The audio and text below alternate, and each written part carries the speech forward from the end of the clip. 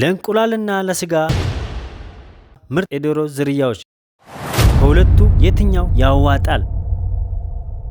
የዶሮ እርባታ ለመጀመር አስባችሁ የትኛው ዝርያ በመርጥ ያዋጣኛል ብላችሁ ተጨንቃችኋል? ለእንቁላል የሚሆኑት የትኞቹ ናቸው? ለስጋስ የትኞቹ ይፈጥናሉ? ዛሬ ለየብቻ ለይተን እናያለን። እስከ መጨረሻው አብራችሁን ቆዩ። ዝርያዎች በመጀመሪያ ለእንቁላል ምርታማነት የሚታወቁ እነኚህ። አንደኛ ዋይት ሌግ ሆርን። እነዚህ ዶሮዎች ንግስት የኢንዱስትሪው ናቸው። በቀን አንድ እንቁላል የመጣል አቅም አላቸው። በጣም ንቁና ምግብ ቆጣቢ ናቸው። 2 ሳሴክስ። እነዚህ በቀዝቃዛ አየር ደግሞ የማይበገሩ እና በአመት እስከ 250 የሚደርስ እንቁላል የሚጥሉ ድንቅ ዝርያዎች ናቸው።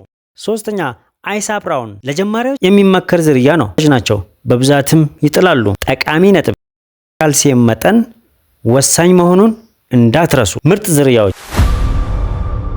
ወደ ስጋው ዘርፍ ስንመጣ ደግሞ ፊኒሽ ክሮስ። ይህ ዝርያ በስጋ ምርት አንደኛ ነው።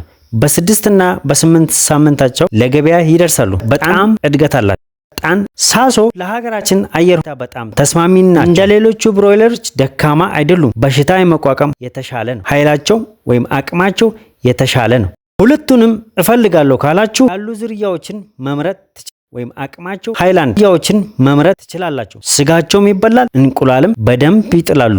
በሌላ ቪዲዮ እስከምንገናኝ አስተያየት፣ ጥያቄ ካላችሁ ኮሜንት ላይ አሳውቁኝ። ስላዳመጣችሁኝ አመሰግናለሁ።